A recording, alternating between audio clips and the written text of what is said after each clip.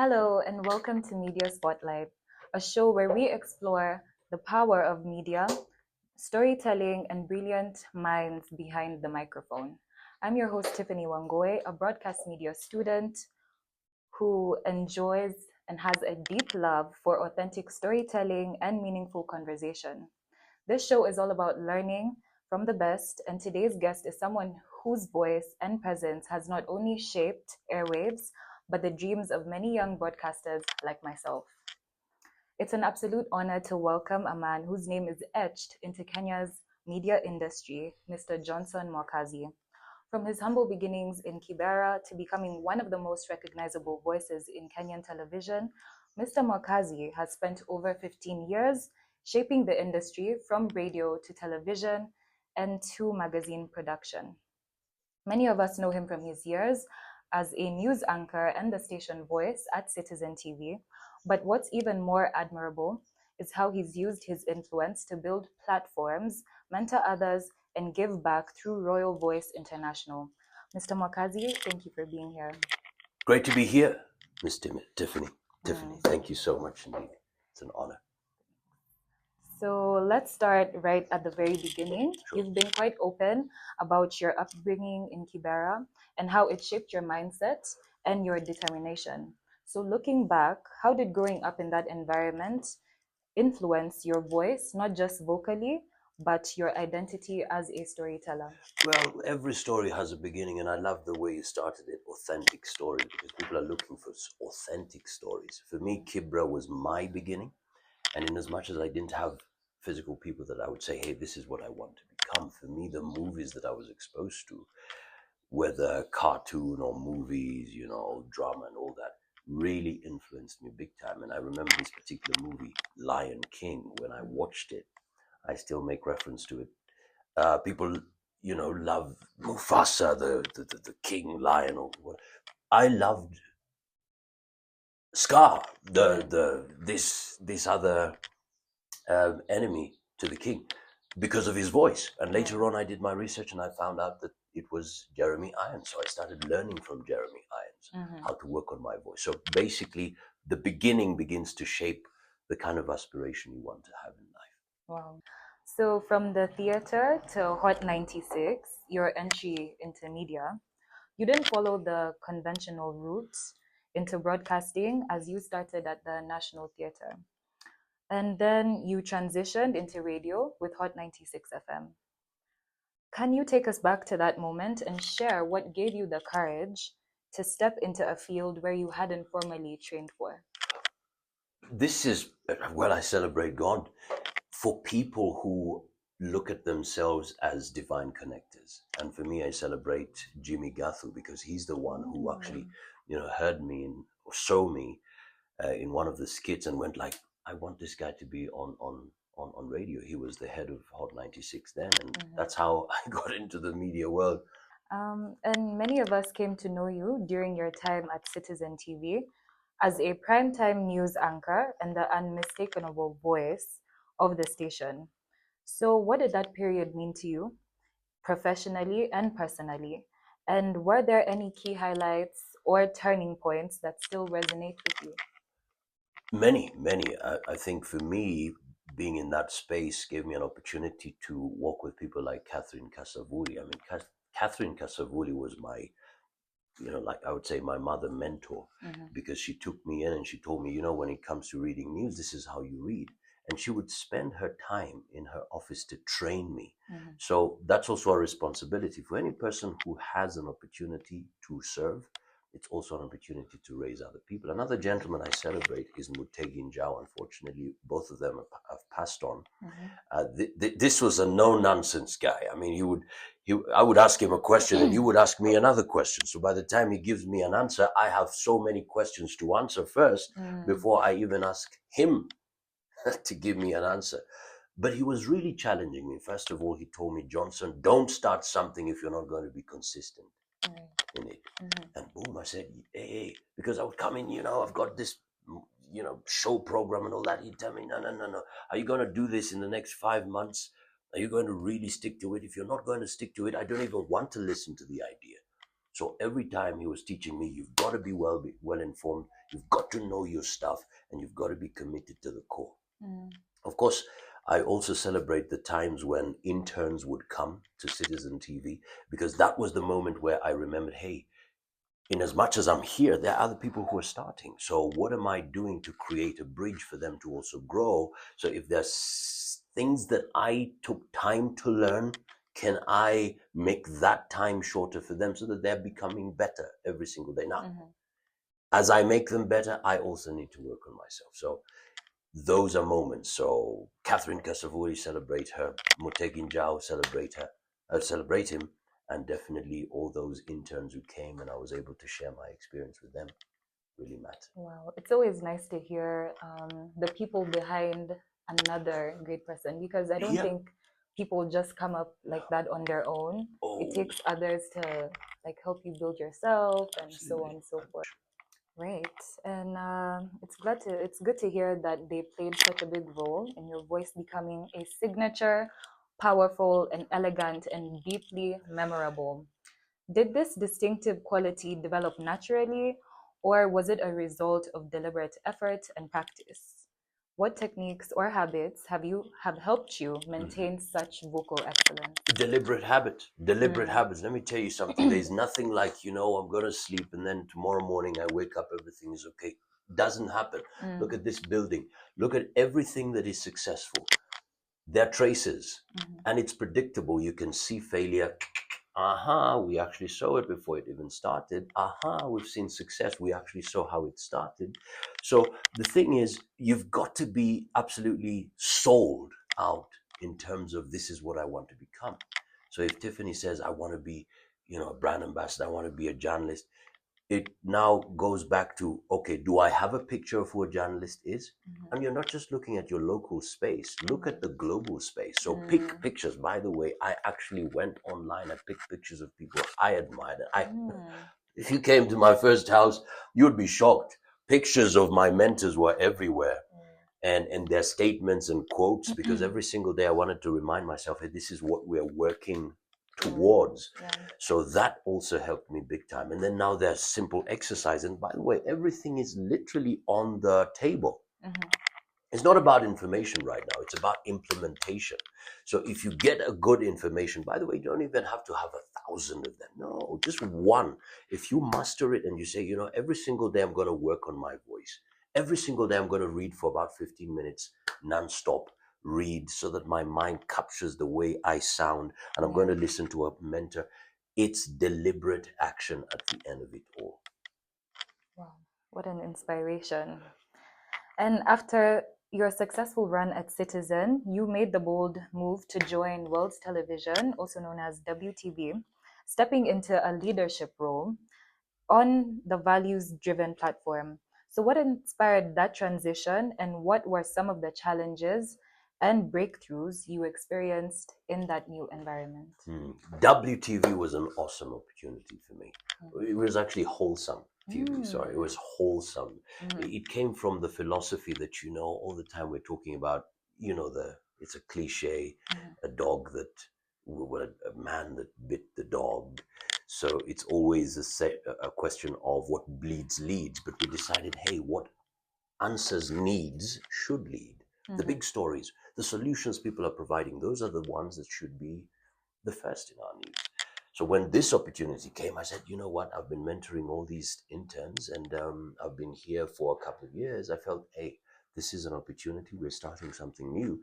So yes, a bold move, and it's one of those moments. You make that decision. As long as you believe in it, you go for it. Yeah. And we went. It was such an awesome opportunity for me, because we started a TV station from the name. I mean, just coming up with the name, for me, that was a big achievement. Yeah. And then, of course, now being able to get people to come work, form a team, and come up with ideas and be able to make a difference. In an industry where commercial interest and sensationalism sometimes compromise the integrity of storytelling, have you ever faced a moment where you had to make a difficult decision to stand by your principles, even at a personal or professional risk?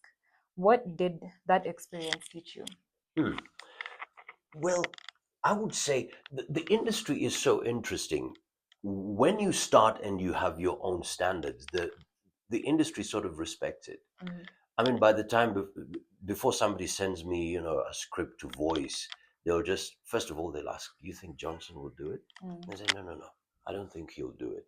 So most of the times, the scripts that I get, the programs that I get, are most of the times inclined to what I have presented openly are my personal values. yeah. I think the thing that I've seen as a very difficult line to walk Mm, on is the aspect of business, especially now that I'm running the Royal Voice. You've got all these people who are thinking, "What's my cut?"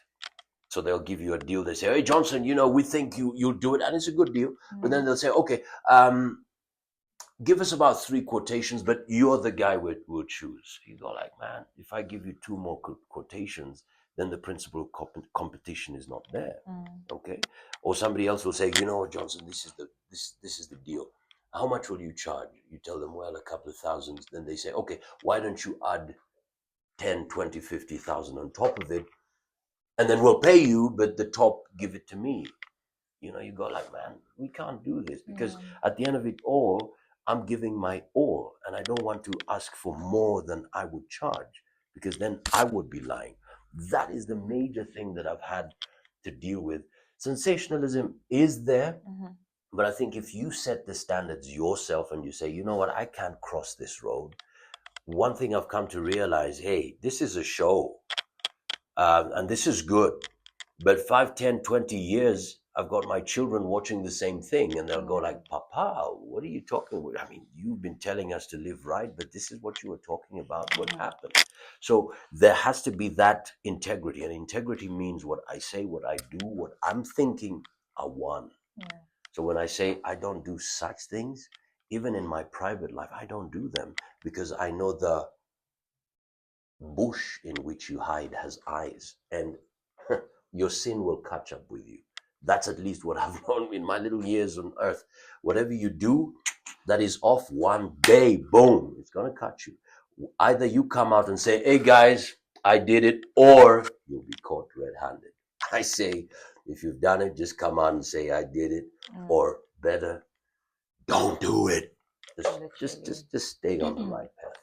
Yeah, I believe in an industry like this, the truth always finds a way to come out. So, Absolutely. yeah. Absolutely. And throughout your remarkable journey, is there a decision or moment that you look back on with perhaps some regret, or that it did not Mm. go as planned? And how did that experience impact your approach to leadership and storytelling? And what key lessons did you take away? I think just maybe I'll go back to an experience. Mhm. As a leader, I never. Sorry, I hope that was caught. I'll go is okay. It's all right. But as a leader, the thing is, focus on the people. Focus on the people. Sometimes we're big on, I want to build this, I want to do this, I want to. But the people are your greatest investments. If you love the people, if you're with the people, they will be with you even when the company goes down. By the way, Mm, some of the business deals I'm getting right now, I'm getting referrals from people who are, quote unquote, serving under my portfolio.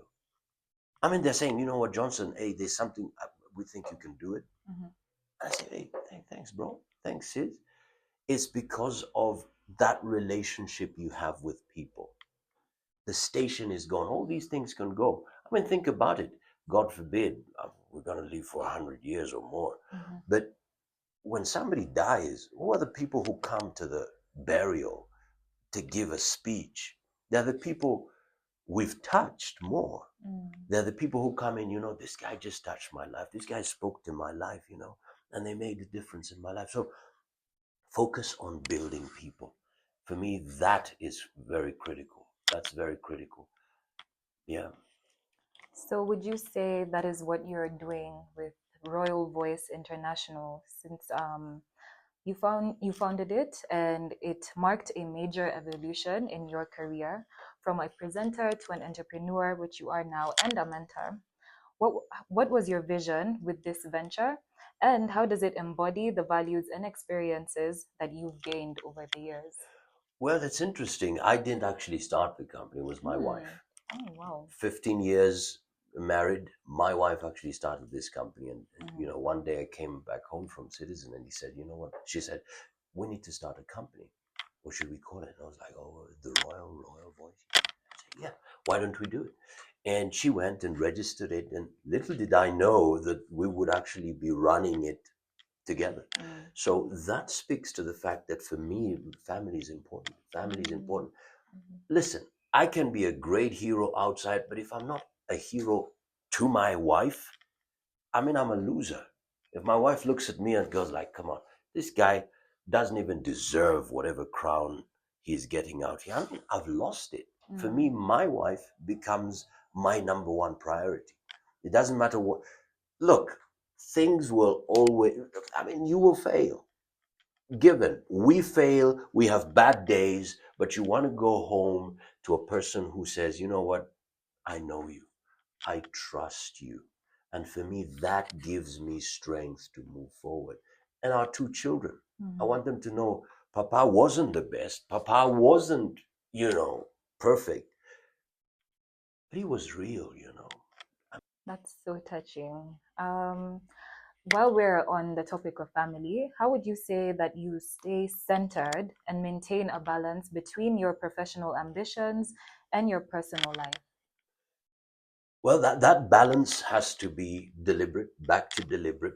Um, I have my dreams, I have my vision, but I still have to sit down with my wife and say, you know what, my darling, this is what we want to do. What do you think? Mm. Because there's a reason why she's in my life. And she is such a special person. I wouldn't be here if it weren't for her. Some of the deals that I've taken, I've had to consult her. And if she tells me don't touch that, that's my safety net. Because Tiffany, just because a door is open, it doesn't mean you enter it. I Mm. mean, it can be your last door. But to get somebody who loves you, who feels you, who wants the best for you to tell you, don't take that road, don't take that door, that's your safety net. And for me to find a wife who says, hey, I'm praying with you. Sometimes I'm in an event and she tells me, you know what, I've been praying for you. And sometimes things are not working out. And to Mm. call her, hey, we've just finished that program. And I'm like, my goodness, that was a tough program. She says, yeah, I know. I was actually praying for you. I just felt led to pray for you. Tiffany, when I know I'm having this interview and my wife is backing me, Mm. when I know I'm serving a client and my wife is backing me, boom, let's do it. It doesn't matter whether that person says, you know what, we cancel the contract. I go back home, my wife says, it's okay, we'll pick ourselves up. Two are better than one. Mm. So for me, that balance started from the moment I realized it's not just about my dreams, it's about our dreams, my wife and I. What do we want to do? And ultimately, knowing God has put us in this moment in time. And lastly, as someone who is about to graduate and I'm eager to find my voice in this field, what is one piece of advice that you wish you had received when starting off? And how can young broadcasters maintain authenticity while navigating industry challenges? Oh, it's a powerful question. There are many, many things that I would say, but based on my friend's experience, because I saw him, Mhm. I actually met him in Kibra, by the way, and he saw me, and he was a very talented gentleman, and he said, Johnson, I want to walk with you because I can see what you're doing, and I said, hey, yeah, I'd be glad. In fact, we stayed with him for a couple of months, I think even a year, and that's how he picked himself up. So when I look at that trajectory, the fire inside of you that you want something, that's the fire. Go for it. Now, does it mean all the time you do that you'll get a yes? Absolutely Mm. not. There are people who tell you, no, I'm busy. Does it also mean if somebody says yes, they'll turn up? No. It's okay. Deal with that part of rejection. Mhm. But the thing is, don't stop. Keep pursuing, keep pushing. Remember, we have a time. Well, Mr. Makazi, thank you so much for your incredible insights. Thank you for joining me here on this show. Your story is incredibly powerful, and it's a reminder that no dream is too big and no beginning is too small. Boom. You've set the standard for excellence in our industry and shown us the power of purpose, voice, and authenticity. I'm incredibly grateful for your time, and I know I'm walking away feeling more inspired, determined, as I'm sure our audience will too. To everyone watching, thank you for tuning in. This has been Media Spotlight with me, Tiffany Wangoy, where stories like this remind us why we should keep chasing our dreams. See you next